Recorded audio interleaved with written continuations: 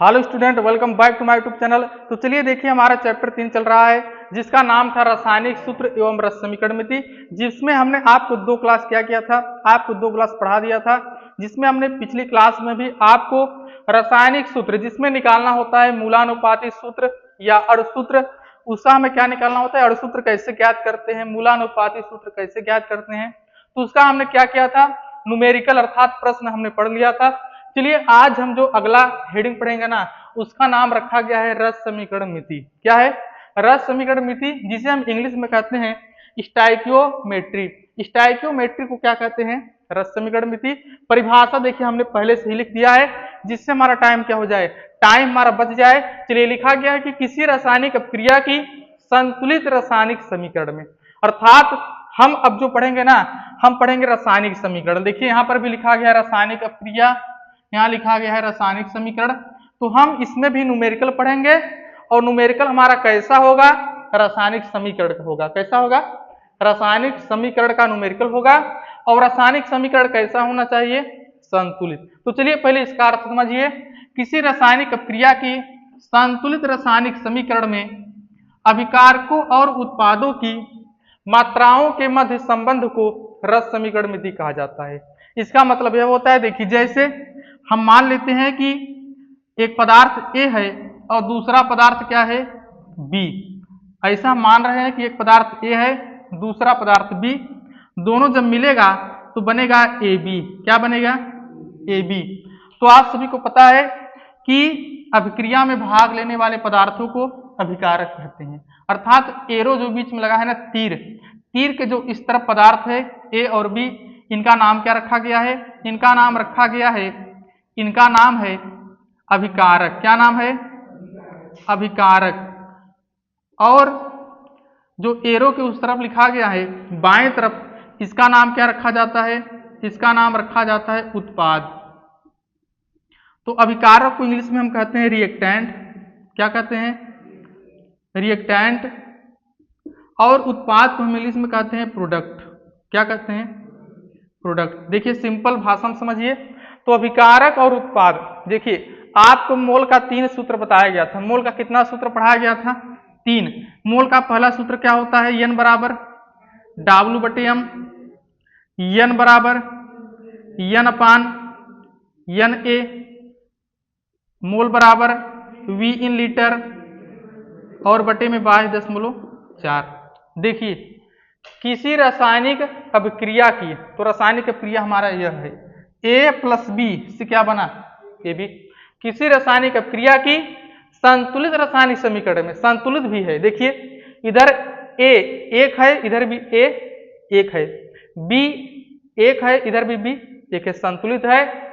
संतुलित रासायनिक समीकरण में अभिकारकों मतलब यह, और उत्पादों मतलब इस तरफ का, मात्राओं के मध्य संबंध को, अर्थात मात्रा का मतलब जैसे इसका मात्रा क्या हो गया, मात्रा का मतलब जैसे 5 ग्राम यह है, यह हो गया 16 ग्राम। मात्रा का मतलब यही, मात्रा का मतलब द्रव्यमान, आयतन, अणुओं की संख्या, इसी को हम क्या कहते हैं?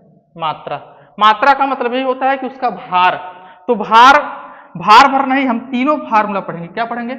अर्थात अभिकारक और उत्पाद, इन दोनों के मध्य आज हम 3 फार्मूला क्या करेंगे? अप्लाई करेंगे। अप्लाई का मतलब इस पर 3 फार्मूला लगाएंगे। किस पर?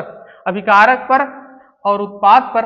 मोल का तीनों फार्मूला लगाकर हम सवाल हल करेंगे, और इन्हीं पर जो फार्मूला लगेगा उसी का क्या नाम रखा गया है? रस समीकरण मिति। यही तो लिखा गया है कि उत्पादों की मात्राओं के मध्य संबंध, संबंध का मतलब सूत्र, तो इनके और इनके मध्य जो सूत्र पढ़ा जाता है उसी को क्या कहते हैं हम? रस समीकरण मिति। क्या कहते हैं? AB का मतलब जैसे ऐसे समझ लीजिए H2 + Cl2, A का मतलब H2 मान लीजिए, B का मतलब Cl2 मान लीजिए। बताइए क्या बनेगा? HCl। यहाँ पर 2 लिखा जाएगा, तभी तो हमारा रासायनिक समीकरण क्या होगा? संतुलित। तो यहाँ पर A 1 था, तो यहाँ पर 1 A है, लेकिन यहाँ पर H2 अर्थात हाइड्रोजन 2 है। देखिए यहाँ पर हाइड्रोजन कितना है? 2।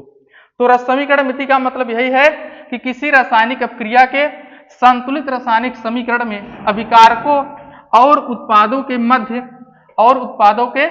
मध्य के अर्थात मात्राओं के मध्य संबंध को रस समीकरण मिति कहा जाता है।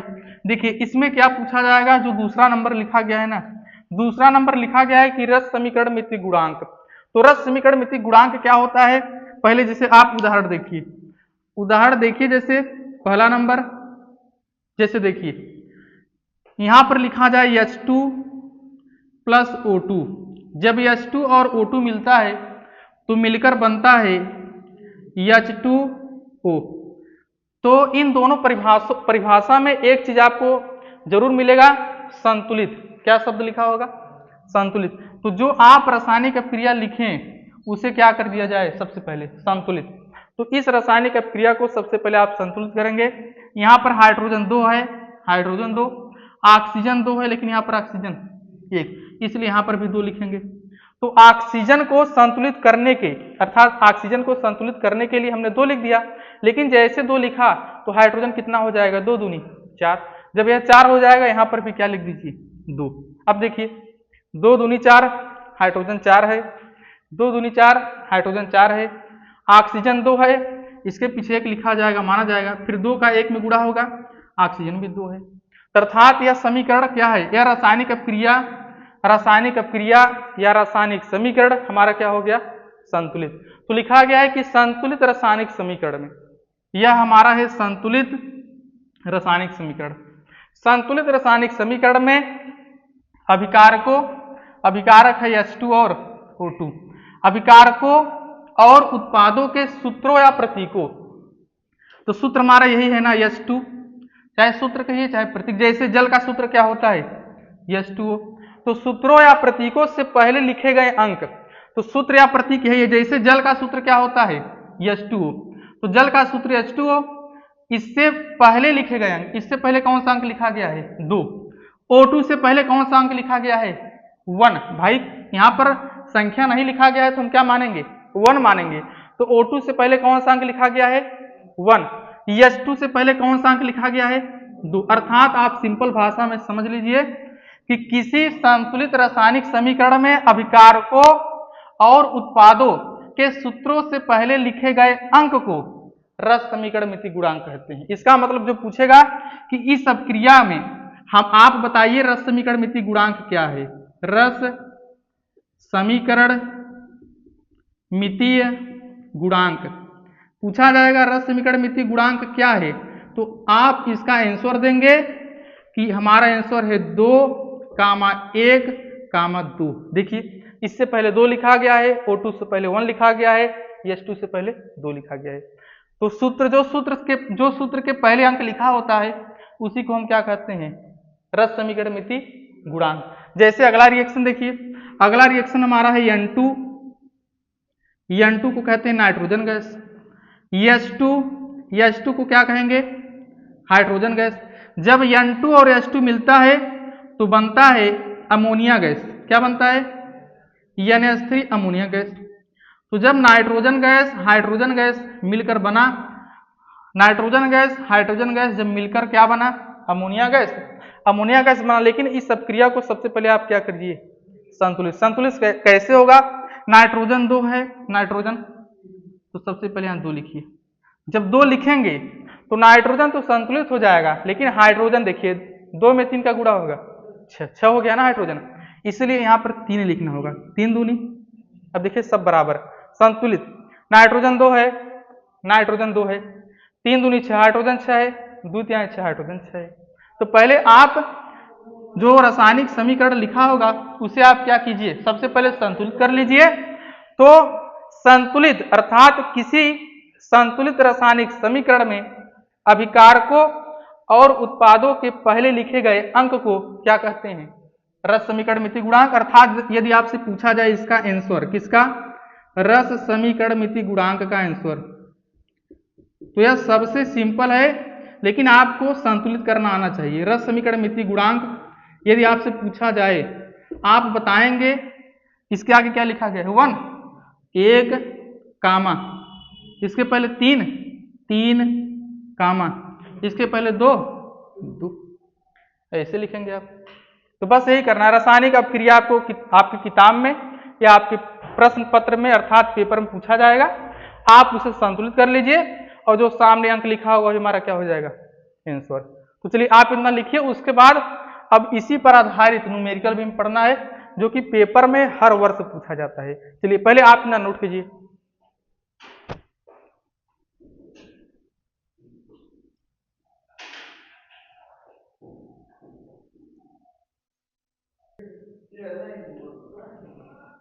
चलिए रस समीकरण मिति गुणांक पर आधारित देखिए एक छोटा सा प्रश्न लिखा गया है कि रस समीकरण मिति गुणांक क्या है। यहाँ पर नीचे लिखा गया है क्रिया KClO3 से हमारा बना है KClO क्या बना है, O2।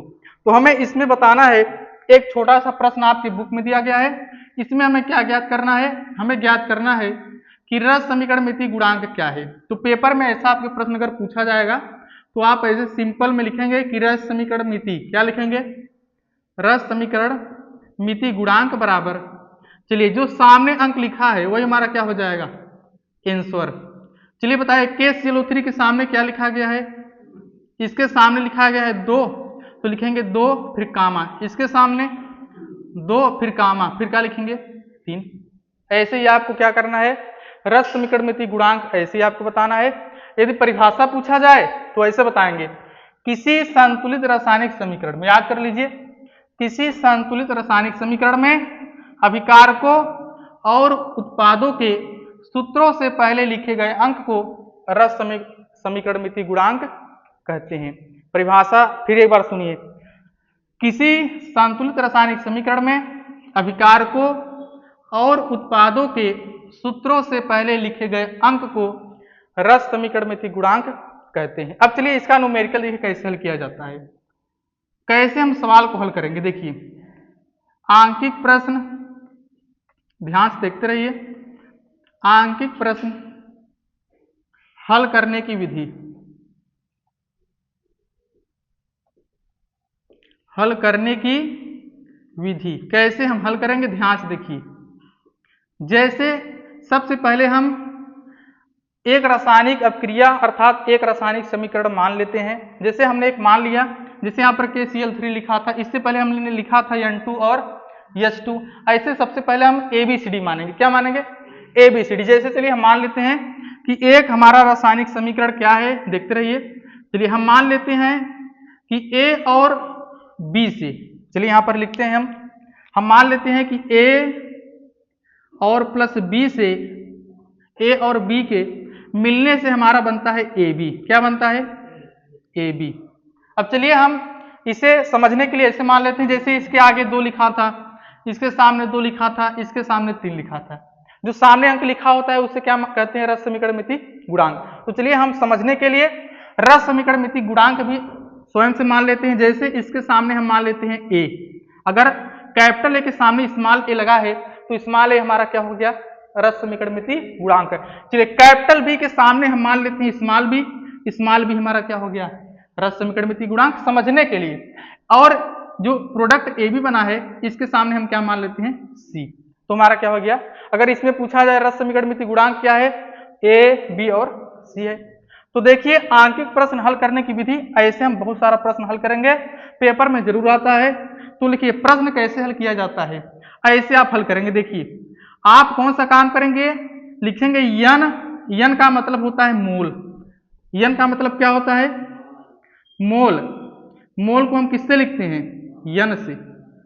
यन का मतलब मोल या मोलों की संख्या, यन का मतलब मोल या मोलों की संख्या। बताइए मोल का सूत्र कितना होता है, मोल का सूत्र 3 होता है, 3 मोल का सूत्र होता है। तो तीनों मोल का सूत्र का हम यहाँ पर उपयोग करेंगे। तो सबसे पहले देखिए आपको प्रश्न कैसे हल करना है, लिखेंगे ए के मोलों की संख्या, क्या लिखेंगे, स्मॉल एन, और यहां पर लिख दीजिए ए, इसका मतलब हो गया ए के मोलों की संख्या, और बटे में बताइए ए का रस समीकरण मिति गुणांक, जिसे हम इंग्लिश में कहते हैं स्टाइकोमेट्री गुणांक या स्टाइकोमेट्री कॉफिशिएंट। इसे क्या करते हैं ना, रस समीकरण मिति को बहुत लोग इसे इंग्लिश में बोलते हैं स्टाइकोमेट्रिक गुणांक। क्या बोलते हैं, गुणांक को हिंदी में गुणांक कहेंगे, इसको सिर्फ क्या कहते हैं, इंग्लिश में पढ़ते हैं स्टाइकोमेट्रिक गुणांक।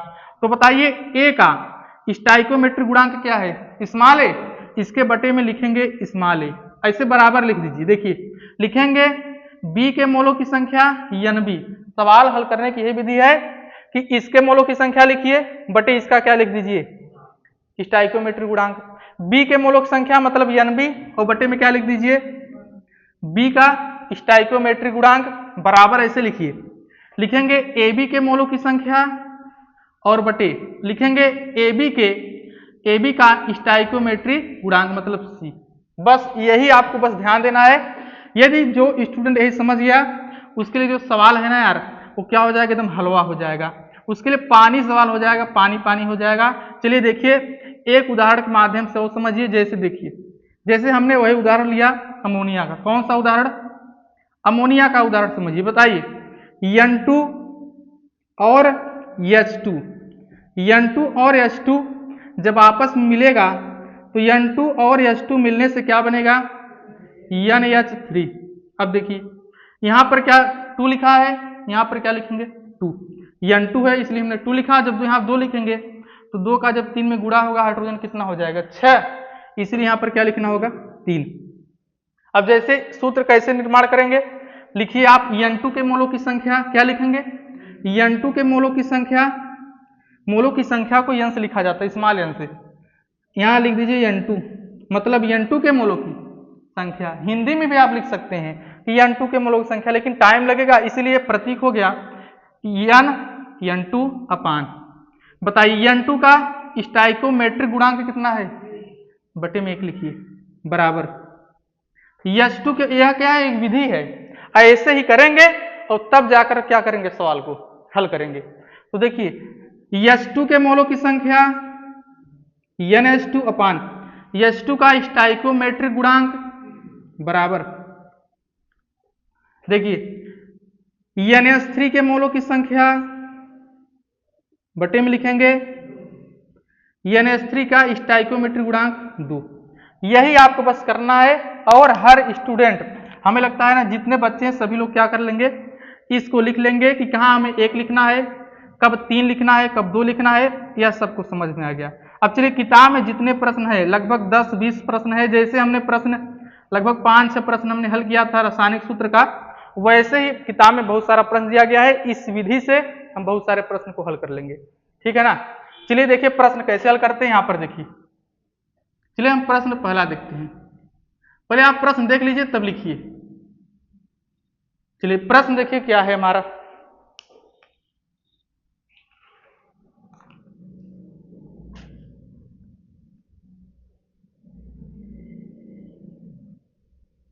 चलिए देखिए लिखा गया है कि 32 ग्राम मेथेन के दहन से। पहला प्रश्न इंपॉर्टेंट प्रश्न यह है, यही प्रश्न बार बार पेपर में पूछा जाता है कि 32 ग्राम मेथेन के दहन से, 32 ग्राम मेथेन के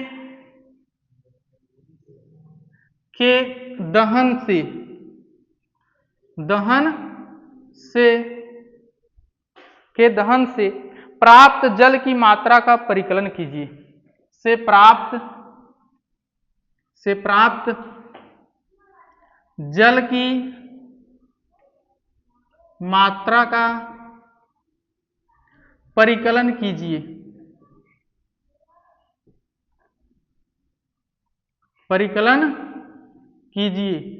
अब चलिए देखिए,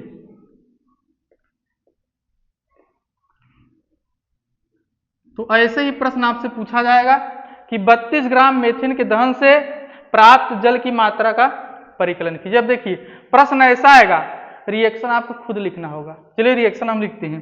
प्रश्न को हल कैसे करेंगे देखते रहिए। और यह प्रश्न बार बार बहुत सारे पेपर में पूछा जाता है। लिखा गया है कि 32 ग्राम मेथेन के दहन, तो सबसे पहले मेथेन का सूत्र पता होना चाहिए, और मेथेन का सूत्र होता है CH4। दहन का मतलब जलाना। जैसे आपने सुना होगा ना होलिका दहन, तो होली में क्या करते हैं, जलाते हैं ना। तो दहन का मतलब क्या होता है, जलाना। और जहां पर दहन लिखा होगा वहां पर आप O2 लिखिए।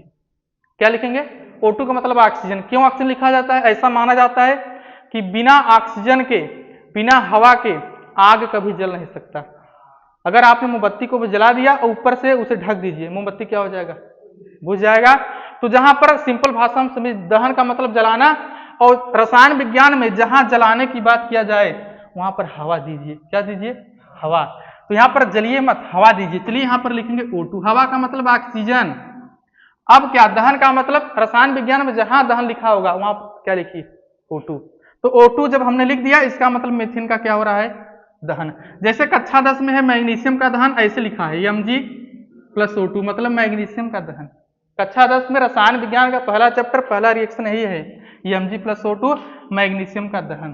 तो वैसे ही यहाँ पर हो गया मेथेन का दहन। अब देखिए मेथेन का जब दहन होगा तो याद कर लीजिए, मेथेन के दहन से, दहन जब होता है तो बनता है कार्बन डाइऑक्साइड और जल।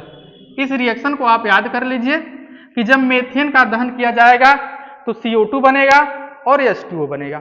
ऐसा प्रश्न लिखिए, प्रश्न यही होगा, कभी 32 ग्राम, कभी 84 ग्राम, कभी 64 ग्राम, नंबर चेंज कर करके पेपर में क्या होता है, प्रश्न पूछा जाता है। नंबर तो चेंज होगा लेकिन रिएक्शन तो सेम होगा ना, इसलिए रिएक्शन याद कर लीजिए कि जब मेथेन का दहन किया जाएगा तो कार्बन डाइऑक्साइड मतलब धुआं और क्या बनेगा, H2 मतलब जल।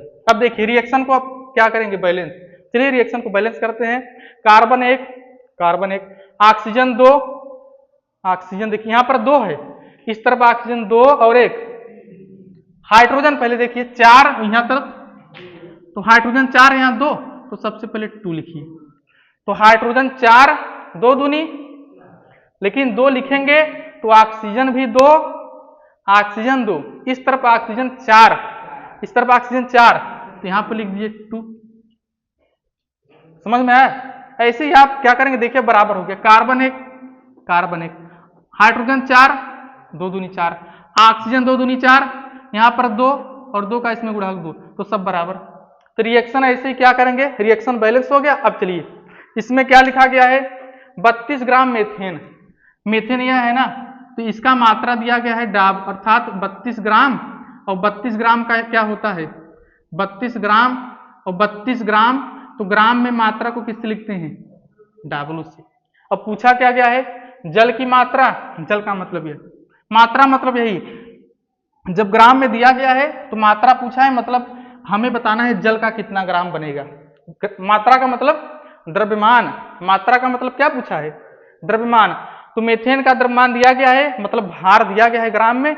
अब जल का भार पूछ रहा है, तो जब जल का भार पूछ रहा है तो कैसे प्रश्न को हल करेंगे, इससे क्या करेंगे, देखिए ऐसे हम लिखना जानते हैं, हमें यह दिया गया है, यह पूछा गया है, तो हम इसके और इसके मध्य संबंध को पढ़ेंगे, बीच के छोड़ दीजिए। जिनकी जैसे हमें इसका आवश्यकता है, इसका, तो इसको लेंगे, इसको छोड़ देंगे, इसका आवश्यकता है और इसका, तो इन दोनों को लेंगे और इसको छोड़ेंगे, इसका आवश्यकता है और इसका, तो पहले वाले को और अंतिम वाले को लेंगे, बीच को छोड़ देंगे। ऐसे इसमें ही आप देखिए, यह दिया गया है, यह पूछा गया है, तो ऐसे लिखिए, लिखेंगे CH4 के मोलों की संख्या बटे, बताइए स्टाइकियोमेट्रिक गुणांक कितना है, लिख दीजिए 1, बराबर H2O के मोलों की संख्या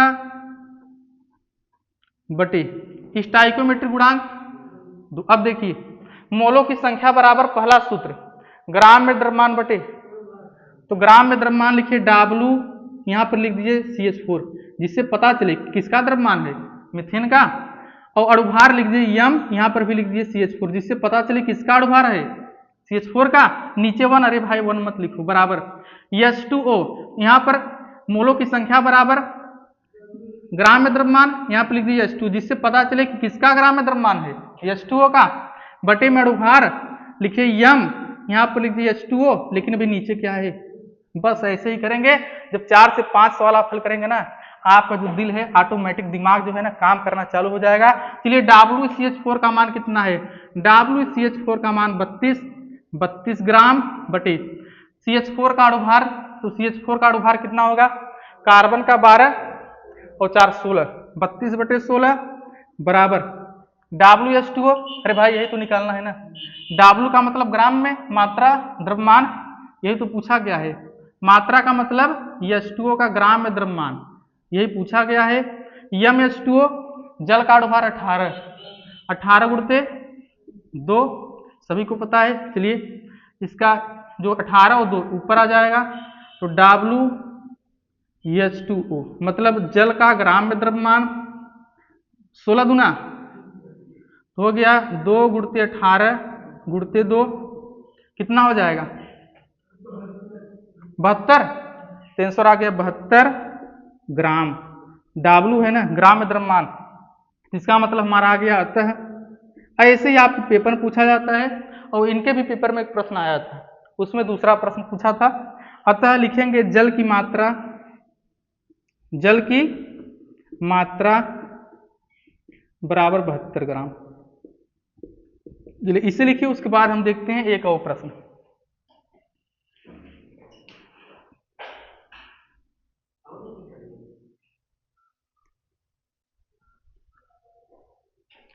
चलिए अगला नंबर प्रश्न देखिए।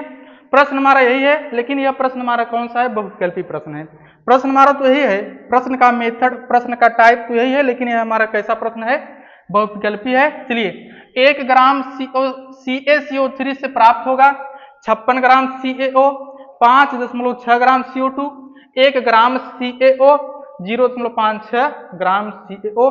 सबसे पहले देखिए CaCO3 से प्राप्त होगा, तो पहले देखिए जो है ना Ca और CO3, तो इससे CaO कैसे बनता है, जब इसे तोड़ा जाता है, कैल्शियम कार्बोनेट। कैल्शियम कार्बोनेट को हम कहते हैं चूना पत्थर। चलिए हम नाम लिख देते हैं, कैल्शियम कार्बोनेट को हम क्या कहते हैं, चूना पत्थर। इसका नाम रखा गया है चूना पत्थर। तो चूना पत्थर को जब गर्म करते हैं, देखिए साथ में रिएक्शन भी ध्यान दीजिए, क्योंकि प्रश्न तो ऐसा आएगा, प्रश्न हमारा यही होगा, बस नंबर चेंज करके आता है। तो मीथेन का रिएक्शन थोड़ा सा ध्यान दीजिए कि मीथेन के दहन से कार्बन डाइऑक्साइड बनता है और क्या बनता है, जल। और जब चूना पत्थर कैल्शियम कार्बोनेट को गर्म किया जाता है, जब कक्षा 10 में भी हमसे जो माने अर्थात जो स्टूडेंट हमसे पढ़ा होगा, उनको भी हमने पढ़ाया था कि चूना पत्थर अर्थात कैल्शियम कार्बोनेट का जब दहन किया जाता है तब बनता है CaO और CO2, यह हमने पढ़ाया था।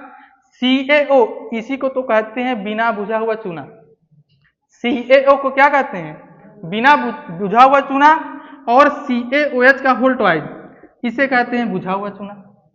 तो बिना बुझा हुआ चूना और CaOH का होल ट्वाइस बुझा हुआ चूना, और CaCO3 को चूना पत्थर। तो क्या करिए, देखिए आप याद कर लीजिए कि चूना पत्थर को जब गर्म किया जाएगा, गर्म करने का चिन्ह क्या होता है, डेल्टा, त्रिभुज की तरह बनाते हैं जिसे डेल्टा पढ़ते हैं। तो चूना पत्थर को जब गर्म करते हैं तो कैल्शियम ऑक्साइड और क्या लिखा गया है, कार्बन डाइऑक्साइड। कैल्शियम ऑक्साइड बनता है, कार्बन डाइऑक्साइड बनता है। चलिए देखिए यहाँ पर कैल्शियम 1 है, कैल्शियम 1 है, कार्बन 1 है, कार्बन 1 है, ऑक्सीजन 3 है, 2 और 1 3 है, बराबर है ना।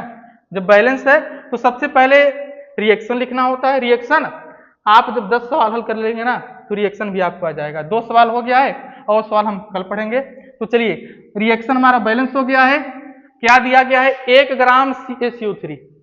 बताइए WCaCO3 का मान कितना है, 1 ग्राम। 56 ग्राम CaO, तो चलिए पहले हम CaO का निकालेंगे इसका मान। चलिए लिखेंगे कैल्शियम कार्बोनेट के मोलों की संख्या बटे स्टाइकियोमेट्रिक गुणांक कितना है, 1, बराबर कैल्शियम ऑक्साइड के मोलों की संख्या, स्टाइकियोमेट्रिक गुणांक कितना है, 1। ध्यान से देखते रहिए। अब चलिए मोलों की संख्या लिखते हैं WCaCO3 बटे m CaCO3, भाई एक तो नहीं लिखा जाएगा, बराबर W यही तो निकालना है CaCO3।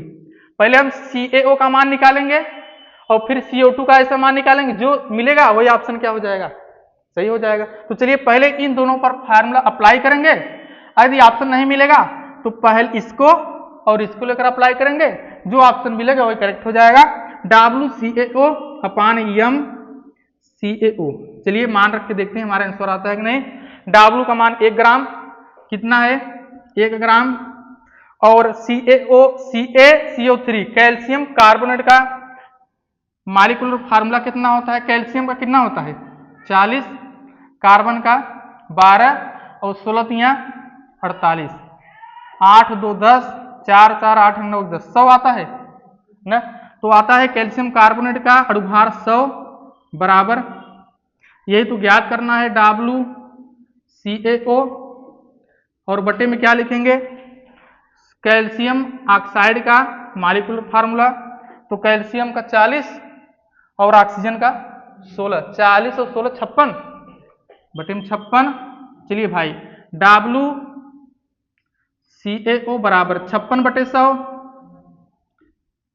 आ गया 0.5 ग्राम। चलिए कौन सा आंसर, ऑप्शन नंबर डी हमारा आंसर मिल गया, डी नंबर।